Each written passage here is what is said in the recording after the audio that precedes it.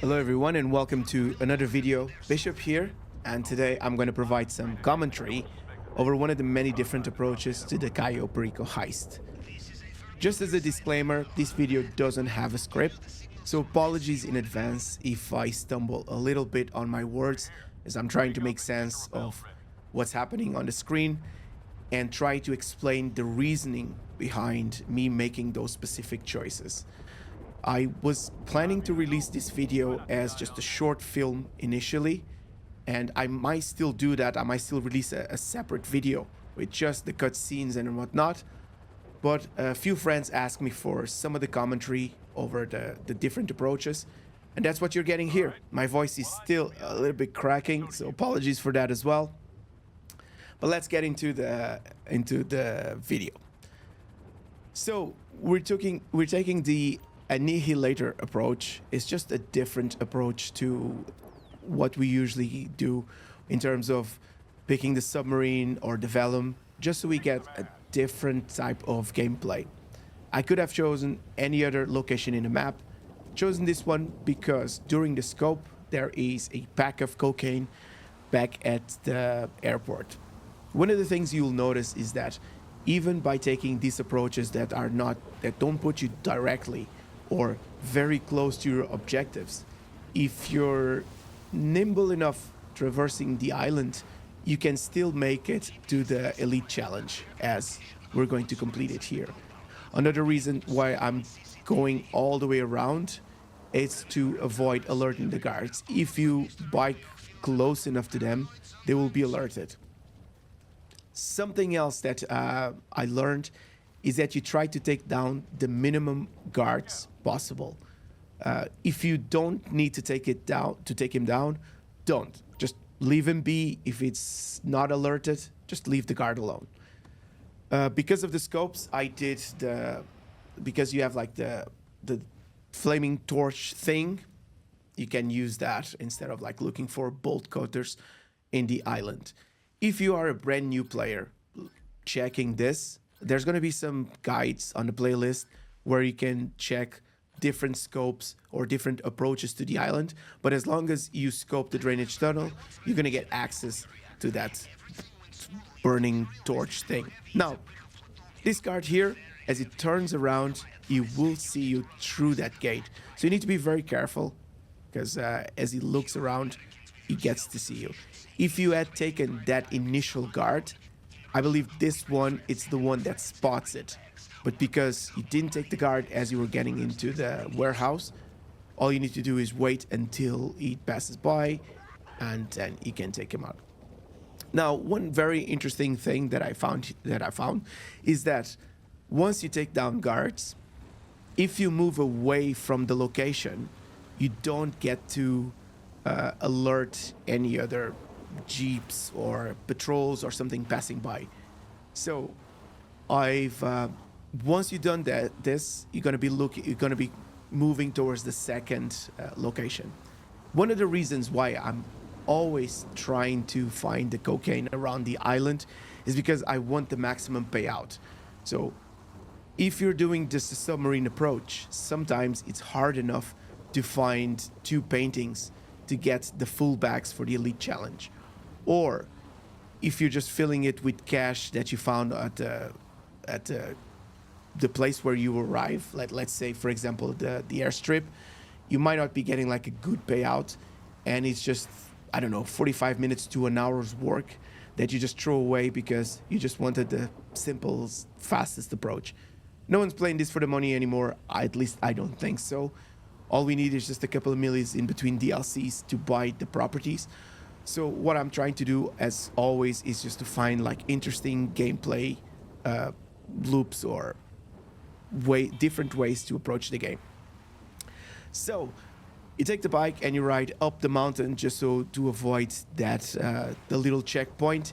There are uniforms. I found uniforms around when I was scoping, but I just decided to just not take any uniform and then do the mission at night ops, Annihilator drop, all that kind of stuff, just to try to make it like a little bit interesting. I don't think I've ever came across like this part, like where you have a cocaine in that specific building, and I just wanted to see how the guards were going to react. So something you don't know, depending on your approach, the patrols and the guards standing around, if it's night or day, all of that is going to be different. So you're always going to be trying to just do different things just to see how different guards will react to different things. For example, if you have chosen an amphibious approach, you would have a guard here now looking at this specific building, and you need to take the guard down before you get into the building. But at the same time, there's going to be a jeep that is going to spot the guard if it sees it's taken down. In this case, you just take this one here because you want to make sure that you can clip these two in front of this warehouse. And very interesting thing here, if you're using the burning cut torch thing, the guard that is on top of the tower right behind it, if he sees you getting in, it will be alerted.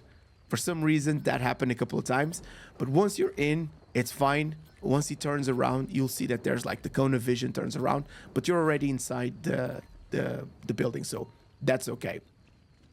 One of the things that a lot of people say is that you always need to find ways to traverse the island with bikes or cars just to make it to speed it up. And here I just decided to go for like a little jog up the mountain just to see if that would impact enough that you wouldn't be able to finish the elite challenge under the 15 minutes. So I took a little jog up the mountain. I don't think my character has great stats, so it's not like his fitness is the best, but he was able to jog like up the mountain for a little bit. And I pressed record just to make sure that I have like all these different cutscenes, camera angles, and everything, because I think it makes it like a little bit more interesting when you're watching these videos. But anyways, I didn't go around trying to look for vehicles in the island. I just jogged for a little bit because I wanted to see if that would impact a little, how much would it impact on the final time. Another thing is that at the same time, I'm trying to be as efficient and fast as possible when taking down targets. So take that camera, take that guard there. You don't necessarily need to take down the guard, but these guards sometimes have pass keys. So I'm going to show you this in a second here. As we're arriving at the compound, you don't always have to go down the drainage tunnel or swim under and then whatnot, because some of these guards might have what's it called, like the little passkey thing, like this guy here.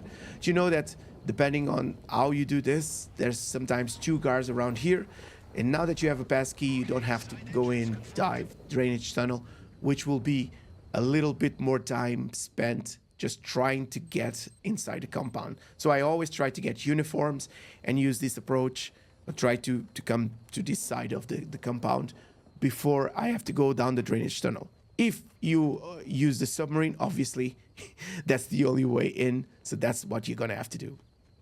So this is some interesting visuals here.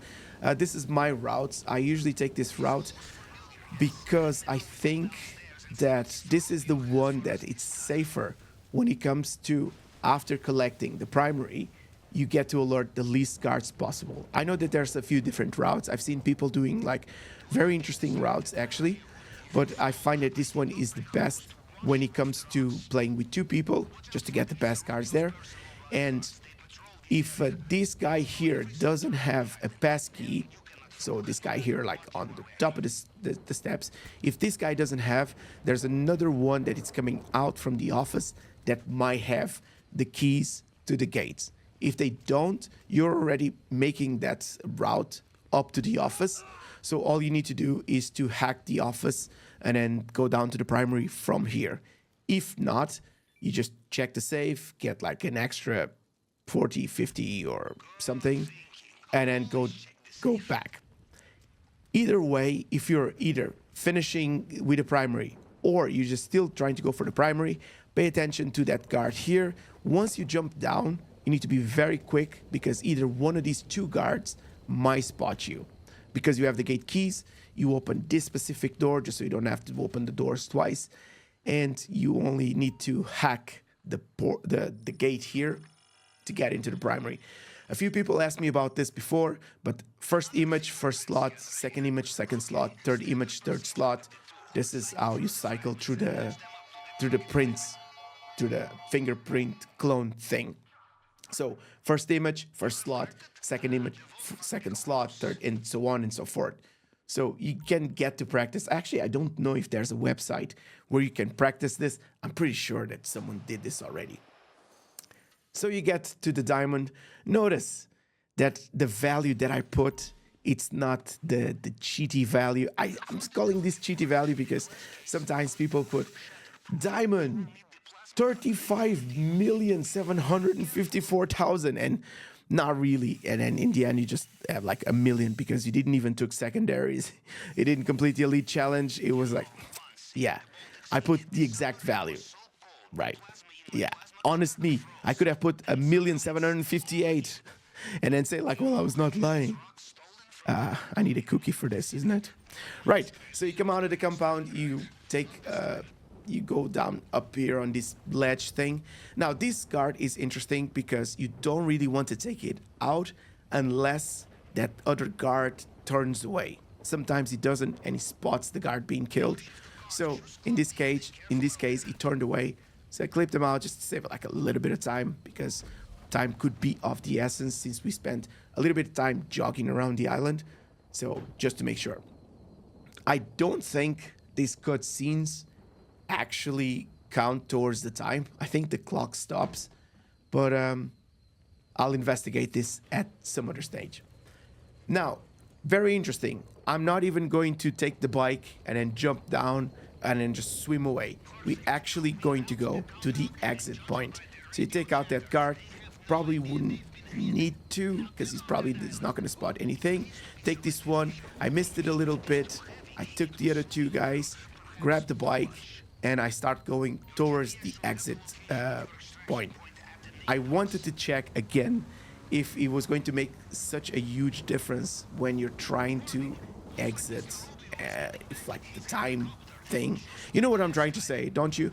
I'm trying to see if you would have time to do all this. Probably you wouldn't have time to go back to the airstrip. I think I finished this with just over 14 minutes, if I'm not mistaken. But, and probably 1 minute to go all the way back to the airport or the airstrip would be a little bit too much. Now, the elite objective requires you to get in and out of the compound without being noticed.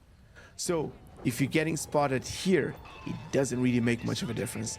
I missed that guy there coming on the right hand side, so that's why I got like I got shot at like a couple times here.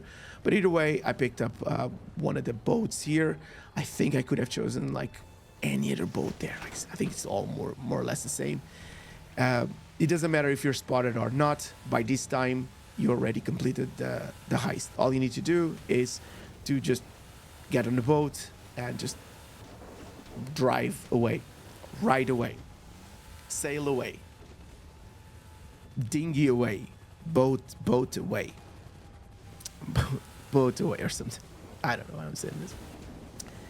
Either ways, this is just a different way to approach the heist. I wanted to show that it's possible to not necessarily go through the drainage pipe, go to the primary, and then leave. You have plenty of time to arrive at the airstrip, pick up some loot, go around the island, pick up some loot somewhere else, and then still go into the primary. And then still, by the time you finish all this, you have time to complete the elite challenge and walk away with a hefty sum of money. So let's look at the numbers here. Rio, you did good. Rio, you did good. You did good. So out of the 1,758,000, minus a couple of shots here and there, the potential take was actually 4 million. Damn, that was a lot. Actual take is 1,526,000 because you need to give cuts to people. 1343, so that was still a minute 15 if I needed to use any other different exit strategy. Full loot bags, so you get the elite challenge completed for like an extra few pounds. Total cash earned, you walk away with 1,576,000 or something.